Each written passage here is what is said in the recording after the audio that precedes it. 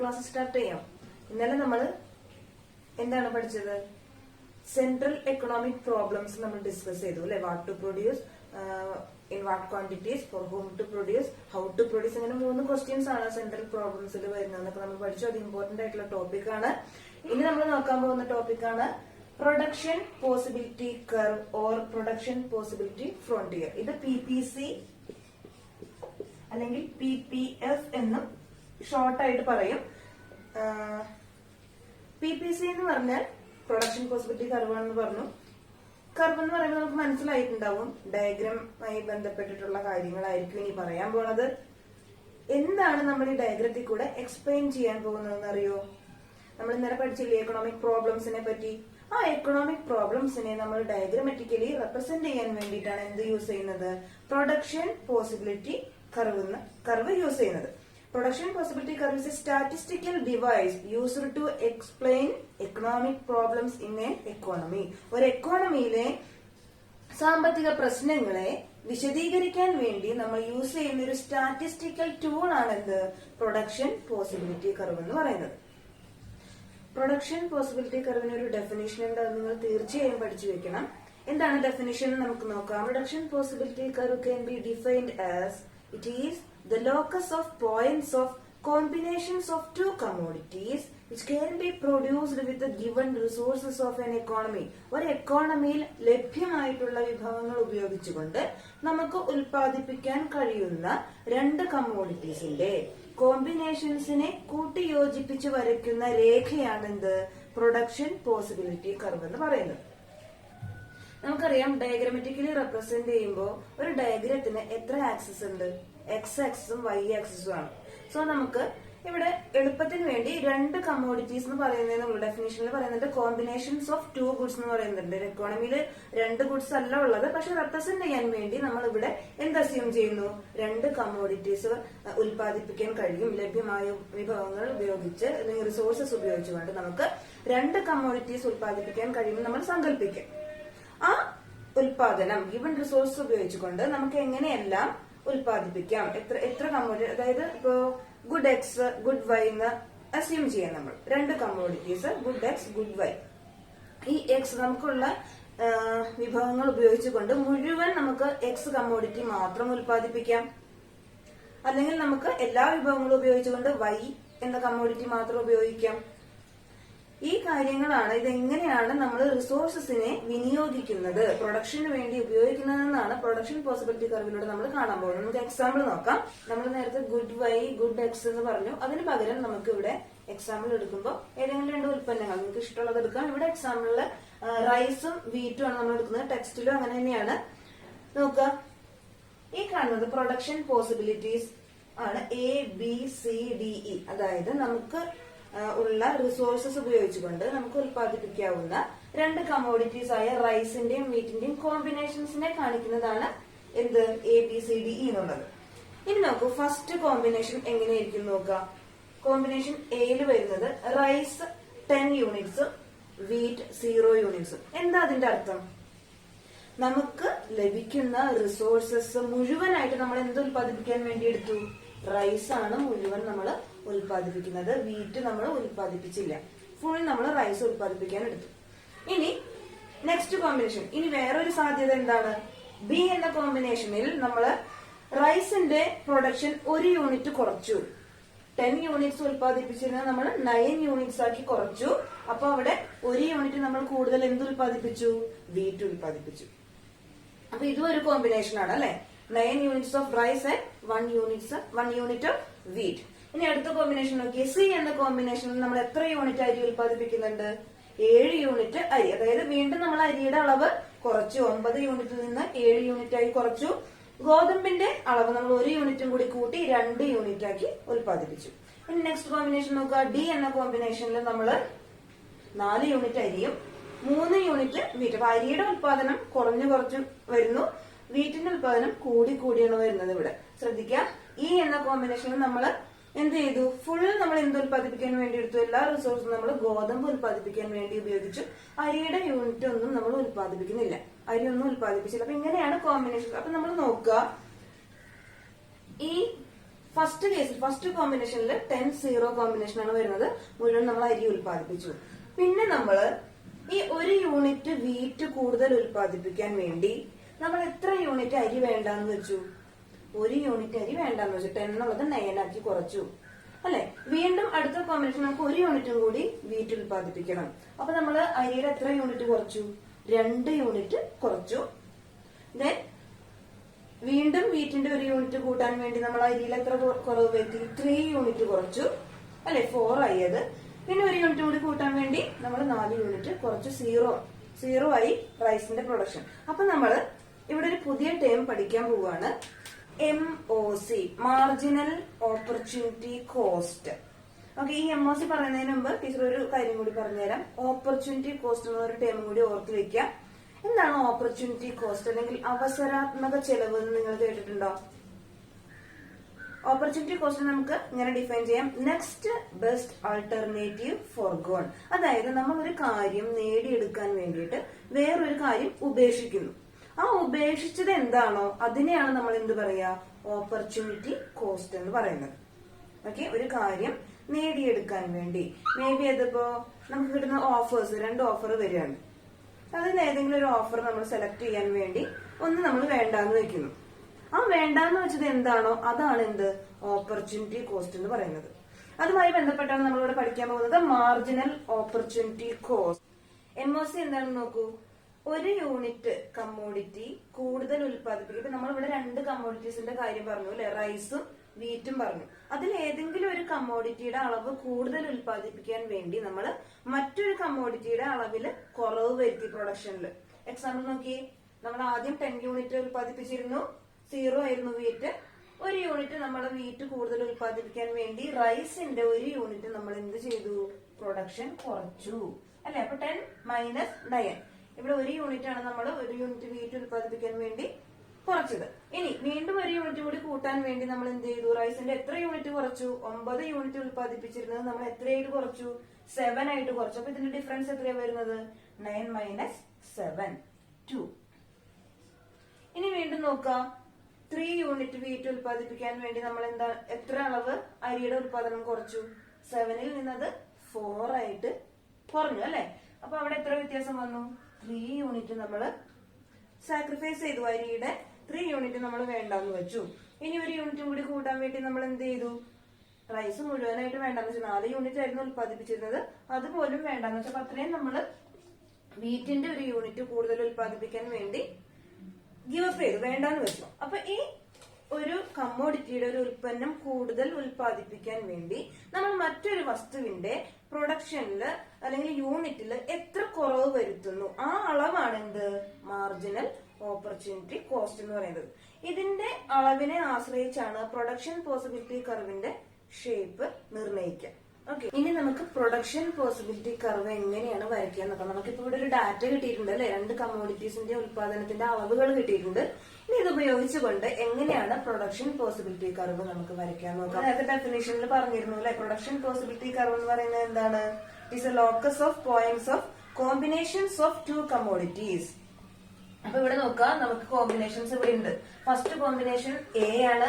A എന്ന് പറയുന്ന കോമ്പിനേഷനിൽ റൈസ് നമ്മൾ എത്ര ഉൽപ്പാദിപ്പിക്കുന്നുണ്ട്? ഇവിടെ ഡയഗ്രത്തില് ഇത് എക്സ് ആക്സിസ്, ഇത് വൈ ആക്സിസ്. വൈ ആക്സിസിൽ നമ്മൾ റൈസും എക്സ് ആക്സിസിൽ നമ്മൾ വീറ്റും ആണ് മാർക്ക് ചെയ്യുന്നത്. ഇനി നോക്കാം, ആദ്യത്തെ കോമ്പിനേഷൻ എ എന്ന് പറയുന്ന കോമ്പിനേഷനിൽ നമ്മൾ 10 യൂണിറ്റ്സ് ആണ് റൈസ് ഉൽപ്പാദിപ്പിക്കുന്നത് അല്ലെ. അപ്പൊ ഇവിടെ വൈ ആക്സിസിൽ നമ്മൾ എന്ത് മാർക്ക് ചെയ്യണം? 10 യൂണിറ്റ് എന്നുള്ളത് അത് വൈ ആക്സിസിലായിരിക്കും വരിക. ദെൻ എന്തുകൊണ്ടാ അത്? വീറ്റ് നമ്മളോട് ഉൽപ്പാദിപ്പിക്കുന്നില്ല, വീറ്റ് 0 ക്വാണ്ടിറ്റി ആണ് അല്ല. അപ്പൊ ഇതിന് നേരെ വരുന്ന കോമ്പിനേഷൻ ഇതാണ് ഫസ്റ്റ് കോമ്പിനേഷൻ എ എന്ന് പറയുന്ന കോമ്പിനേഷൻ. ദെൻ നെക്സ്റ്റ് കോമ്പിനേഷൻ നോക്കുക, ബി എന്ന കോമ്പിനേഷനിൽ റൈസ് നമ്മൾ എത്ര ഉൽപ്പാദിപ്പിക്കുന്നുണ്ട്? 9 യൂണിറ്റ്സ് ഉൽപ്പാദിപ്പിക്കുന്നുണ്ട്. പക്ഷെ വീറ്റ് നമ്മളൊരു യൂണിറ്റ് ഉൽപ്പാദിപ്പിക്കുന്നില്ലേ. അപ്പൊ നമ്മൾ എന്ത് ചെയ്യണം? വീറ്റിന്റെ ഒരു യൂണിറ്റിന് നേരെ വരുന്ന പോയിന്റിൽ ഇവിടെ ആയിട്ട് നമ്മൾ ഏത് കോമ്പിനേഷൻ വരും? ബി എന്ന കോമ്പിനേഷൻ വരും. നെക്സ്റ്റ് കോമ്പിനേഷൻ നോക്കുക, സി എന്ന കോമ്പിനേഷനിൽ 7 യൂണിറ്റ്സ് ഓഫ് റൈസ്, 7 യൂണിറ്റ് റൈസും 2 യൂണിറ്റ് വീറ്റും ആണ് ഉൽപ്പാദിപ്പിക്കുന്നത്. അപ്പൊ ഏകദേശം ഇവിടെ ആയിട്ട് വരും സി എന്ന് പറയുന്ന കോമ്പിനേഷൻ. ഇവിടെ മനസ്സിലാകാൻ വേണ്ടിട്ട് വേണ്ട ഫസ്റ്റ് കോമ്പിനേഷൻ എന്താണ്? 0, 10. നെക്സ്റ്റ് 1, 9. ബി കോമ്പിനേഷനിൽ. സി കോമ്പിനേഷനിൽ എന്താണ്? 2, 7. നെക്സ്റ്റ് കോമ്പിനേഷൻ എന്താ വരുന്നത്? 4 യൂണിറ്റ് ആണ് അല്ലെ. റൈസിന്റെ യൂണിറ്റ് വല്ലാതെ കുറഞ്ഞു, 4 ആയി. വീറ്റ് കൂടി 3 യൂണിറ്റിലേക്ക് എത്തി. സോ ഏകദേശം എവിടെ വരും? ഇവിടെ ആയിട്ട് നമുക്ക് മാർക്ക് ചെയ്യാം ഡി എന്ന കോമ്പിനേഷൻ. കോമ്പിനേഷൻ 3, 4. ലാസ്റ്റ് കോമ്പിനേഷൻ നോക്കുക.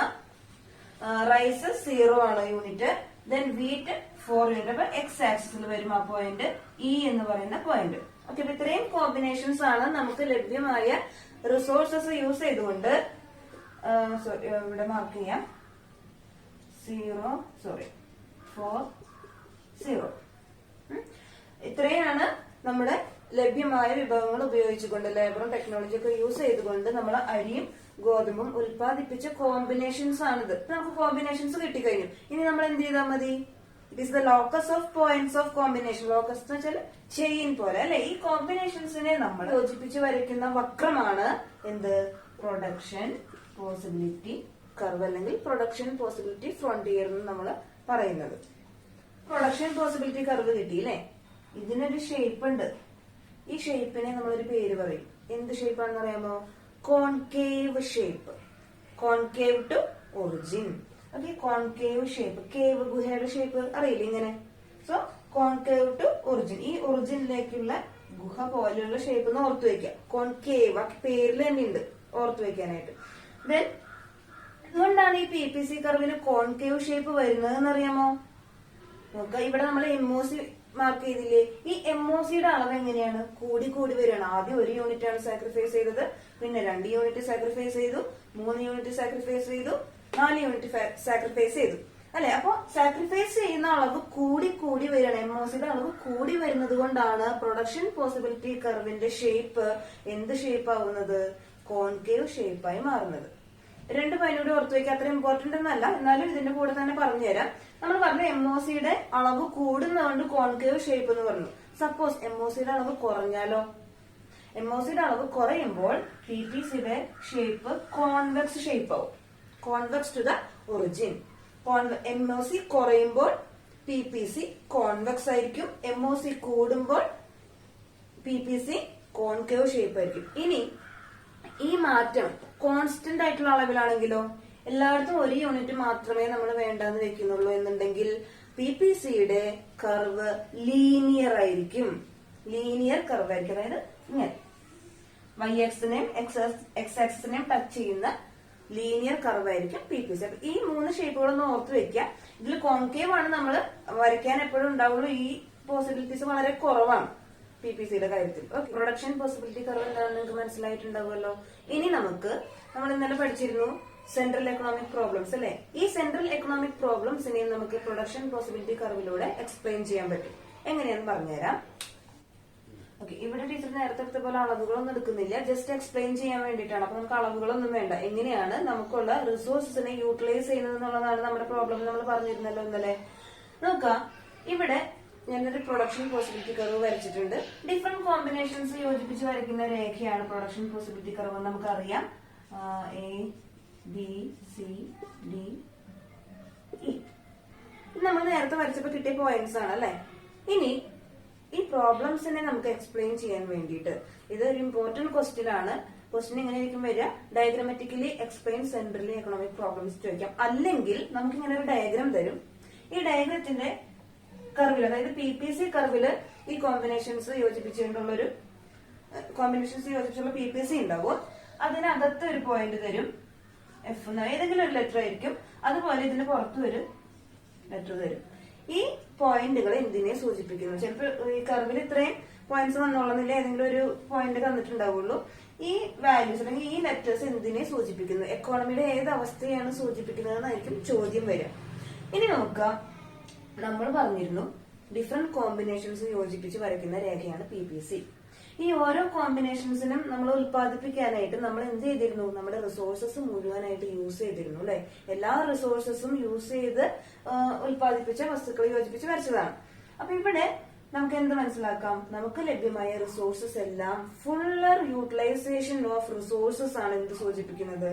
പ്രൊഡക്ഷൻ പോസിബിലിറ്റി കർവില് കാണിക്കുന്ന ഈ ലെറ്റേഴ്സ് A, B, C എന്നുള്ള പോയിന്റുകളെല്ലാം എന്തിനെ സൂചിപ്പിക്കുന്നു? Fuller utilisation of resources. ഇതാണ് ഫസ്റ്റ് പോയിന്റ്, ഫുള്ളർ എല്ലാ റിസോഴ്സിനെയും നമ്മൾ ഫുൾ ആയിട്ട് യൂസ് ചെയ്യുമ്പോഴാണ് നമുക്ക് എന്ത് കിട്ടുന്നത്, പ്രൊഡക്ഷൻ പോസിബിലിറ്റി കർവ് കിട്ടുന്നത്. ക്ലിയർ?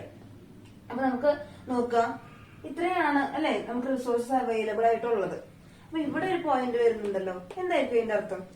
നമുക്ക് ഇത്രയും റിസോഴ്സസ് ഉണ്ടായിട്ട് പോലും നമ്മൾ ഇത്രയും മാത്രമേ ഉത്പാദിപ്പിച്ചുള്ളൂ, ബാക്കി ഇത്രയും അവിടെ വെറുതെ കിടക്കുകയാണ് അല്ലെ. അതായത് മുഴുവൻ റിസോഴ്സസ് നമ്മൾ കാര്യക്ഷമമായി ഉപയോഗിക്കുന്നില്ല. Under utilisation of resources. നമുക്ക് കിട്ടിയ റിസോഴ്സസിനെ മുഴുവൻ നമ്മൾ ഉപയോഗിക്കാതെ ഇവിടെ ബാക്കിയിട്ടേക്കുന്നു.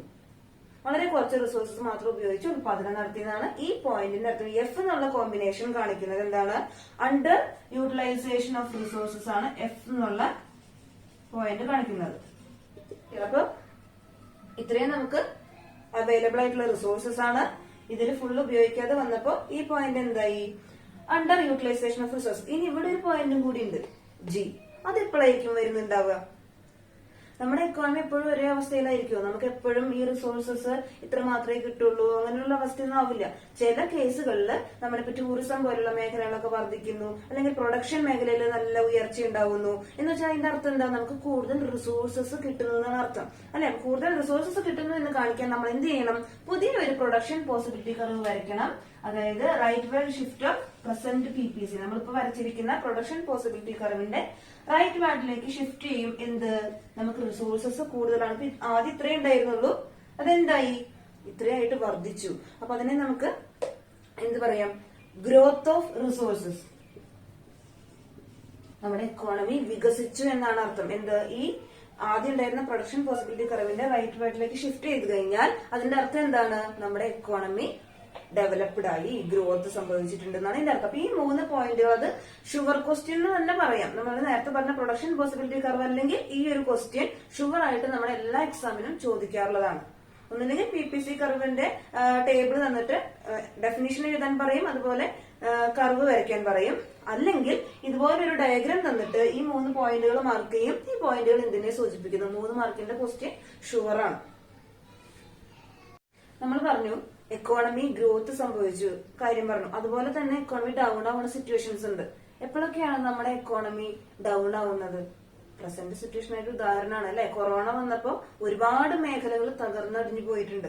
ആ സമയത്ത് നമുക്ക് റിസോഴ്സസ് അവൈലബിൾ ആവില്ല. അങ്ങനെ വരുമ്പോൾ പ്രൊഡക്ഷൻ പോസിബിലിറ്റി കർവ് എങ്ങോട്ട് മാറും? നമ്മുടെ റിസോഴ്സസ് കുറയാണ്. അപ്പൊ ഈ പ്രൊഡക്ഷൻ പോസിബിലിറ്റി കർവ് ലെഫ്റ്റിലേക്ക് ഷിഫ്റ്റ് ചെയ്യും. ക്വസ്റ്റ്യൻസ് നമ്മളെ സംബന്ധിച്ചിടത്തോളം ഈ വക ക്വസ്റ്റ്യൻസ് ഒക്കെ ആനുകാലികമായി ബന്ധപ്പെട്ട കാര്യങ്ങളെ റിലേറ്റ് ചെയ്ത് ക്വസ്റ്റ്യൻസ് ചോദിക്കാറുണ്ട്.